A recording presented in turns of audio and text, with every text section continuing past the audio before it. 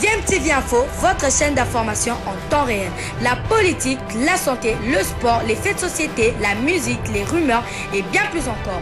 Vous découvrirez cela dans notre chaîne DMTV Info.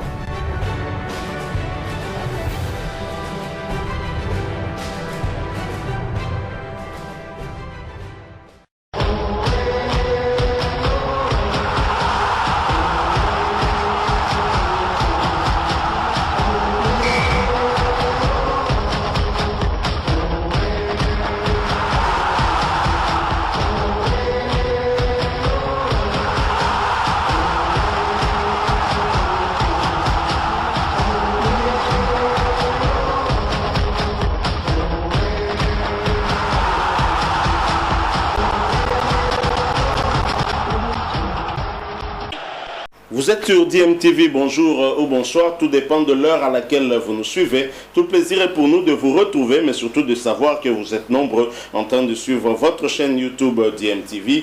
DMTV qui vous propose une fois de plus de revenir du côté de la Confédération africaine de football, la CAN Cameroun 2021, mais qui va se jouer en tout cas en janvier 2022, n'aura pas en tout cas fini de nous faire des surprises.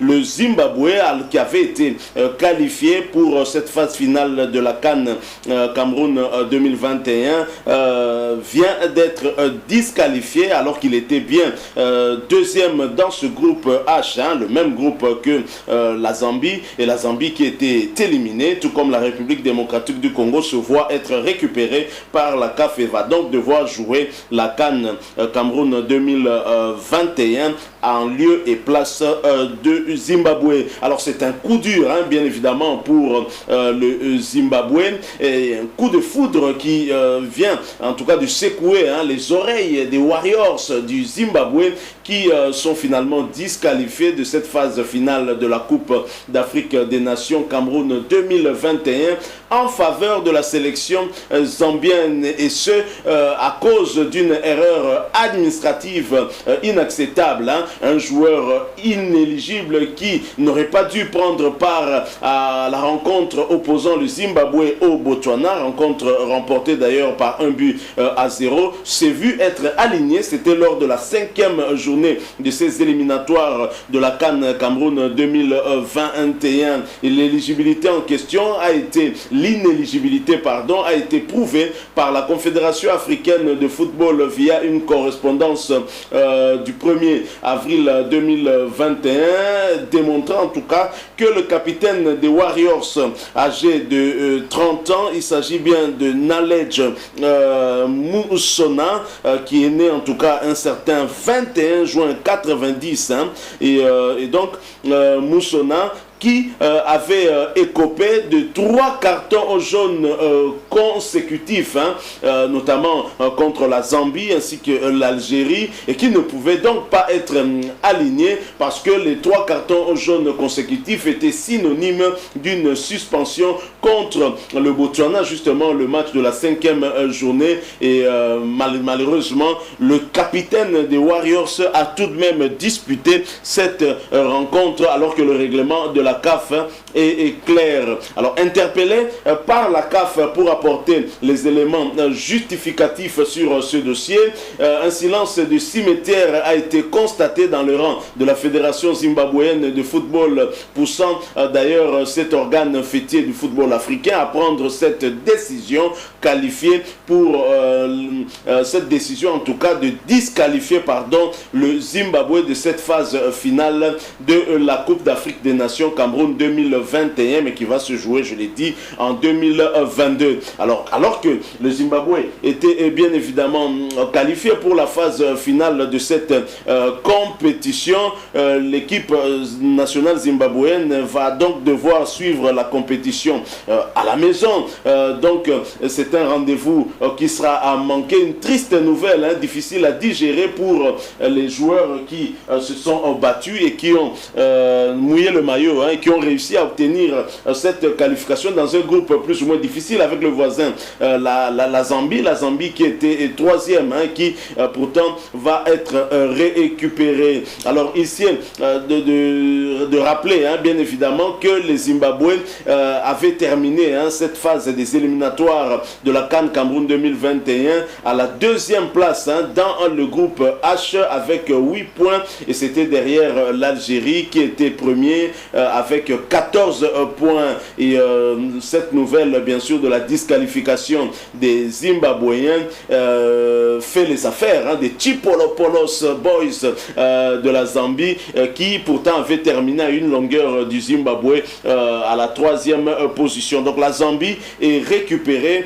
et pour cause une erreur administrative de la fédération zimbabwéenne. Mais c'est quand même triste de voir comment les choses sont gérées ici en Afrique, alors que le joueur lui-même, capitaine de surcroît, un joueur professionnel qui fait une carrière en Belgique en ce moment, son dernier club, son club actuel en tout cas, reste CAS Eupen de Belgique, qui joue en première division au Belge. Et d'ailleurs, il est coéquipier d'un international congolais. Il s'agit du milieu de terrain, milieu défensif Edo Kayembe. Comment expliquer qu'un joueur d'un tel niveau puisse ne pas savoir que 3 cartons jaunes consécutifs sont synonymes de suspension pour le prochain match? C'est pas normal. Et comment la fédération du Zimbabwe peut laisser une telle situation ainsi?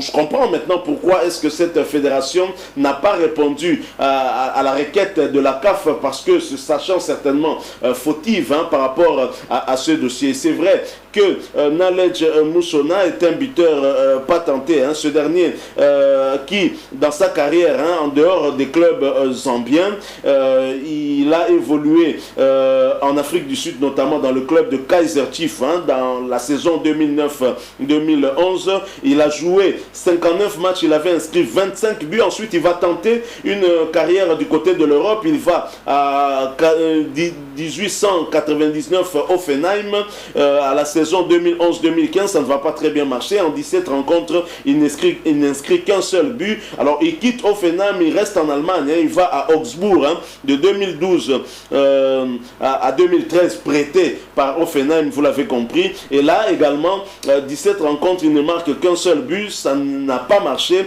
Il retourne en Afrique, du côté de son ancien club sud-africain, du côté de Kaizer Chiefs, en 2013 et 2014, toujours prêté par Offenheim. Et là, il inscrit 15 buts en 29 matchs. Visiblement, il est beaucoup plus à l'aise en Afrique. Mais quand même, il va faire aussi une bonne prestation du côté de la Belgique.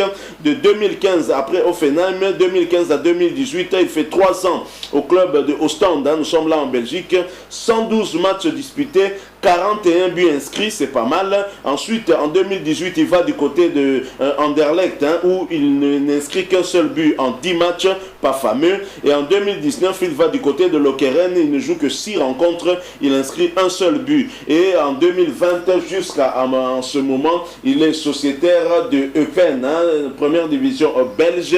Il a inscrit 7 buts déjà cette saison, mais en 25 rencontres. Donc c'est quand même un bilan assez mitigé pour ce joueur de 30 ans, capitaine de l'équipe nationale zimbabwéenne, les Warriors du Zimbabwe, et malheureusement celui qui sera en tout cas à la base de l'élimination de son équipe pour ne pas avoir respecté le règlement de la CAF. 3 cartons jaunes consécutifs, c'est très clairement synonyme d'élimination, et c'est dommage que ce joueur, son alignement lors du match de la 5e journée contre le Botswana, remporté du reste par son équipe, va coûter cette place qualificative au Zimbabwe, et le Zimbabwe va manquer donc cette CAN Cameroun 2021, mais qui va débuter du 9 janvier 2022 et qui va se terminer au 6 février de la même année. Donc c'est triste pour le Zimbabwe. Ce qui est triste pour le Zimbabwe fait pourtant le bonheur de la Zambie et la République démocratique du Congo et le Gabon, qui se trouve au cœur aussi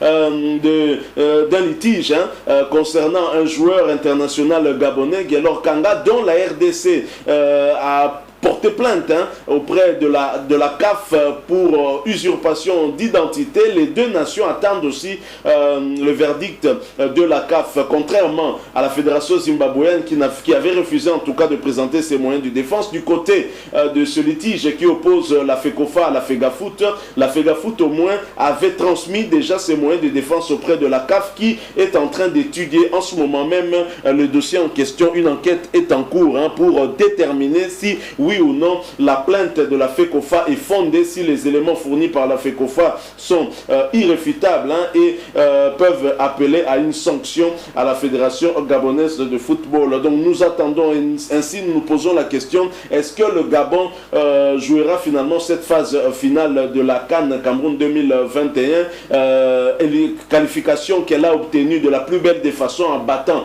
notamment la République démocratique du Congo le 25 mars dernier à Franceville par 3-0, alors que le Gabon dans cette phase des éliminatoires n'était pas parvenu à battre la moindre équipe avec un écart de 2 buts, mais va battre la RDC avec un écart de 3 buts. Il faut le faire, félicitations aux Gabonais, mais la bataille continue au bureau et on verra bien quelle sera la décision de la CAF par rapport à ce dossier. Donc voilà, nous avons voulu partager avec vous cette information sur la disqualification du Zimbabwe pour une faute administrative. Malheureusement, au 21e siècle, les Africains peuvent continuer à commettre encore de telles erreurs. L'erreur d'une seule personne qui pénalise toute une nation et qui sape tous les efforts qui avaient été en tout cas fournis pour obtenir cette qualification. Le secrétaire de la Fédération zimbabwéenne de football devrait en tout cas être sanctionné et sévèrement. Je pense que le capitaine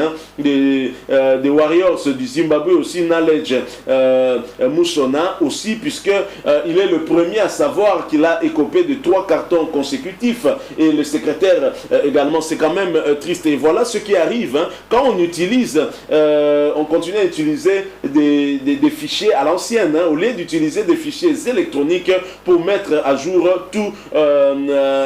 toutes les informations, en tout cas en rapport avec les rencontres sportives, surtout les rencontres officielles. Voilà, donc c'est une erreur d'enfant, une erreur qu'on ne peut pas commettre à ce niveau de compétition. C'est quand même triste. Pourtant, Nalej Musona est un joueur plutôt d'expérience. Il a même inscrit au cours de ces éliminatoires, si ma mémoire ne me trahit pas, un triplé. Il a donc été décisif pour sa nation. Mais voilà, il est décisif pour la Zambie. Malheureusement, grâce à cause de cette erreur du joueur, ça élimine toute une nation et c'est vraiment triste. On est triste pour le Zimbabwe qui avait mérité sa qualification dans un groupe difficile avec la Zambie et surtout l'Algérie. Voilà, nous sommes arrivés à la fin. Merci à vous qui nous avez suivis, qui avez partagé avec nous ces quelques minutes sur ce cas de disqualification du Zimbabwe qui certainement donne des idées à la RDC et même au Gabon qui sont en litige également du côté de la CAF. Si vous avez aimé, laissez-nous un maximum de j'aime, likez s'il vous plaît cette vidéo. Laissez-nous aussi en commentaire votre point de vue par rapport à ce sujet. Merci de vous abonner à cette chaîne DMTV. N'oubliez pas d'activer la notification juste en cliquant sur cette petite cloche qui va vous permettre de ne plus rien manquer des prochaines vidéos que nous allons vous proposer. Encore une fois, merci à vous. Nous espérons vous retrouver très bientôt avec un autre sujet d'actualité. En attendant, portez-vous bien et DMTV vous dit au revoir.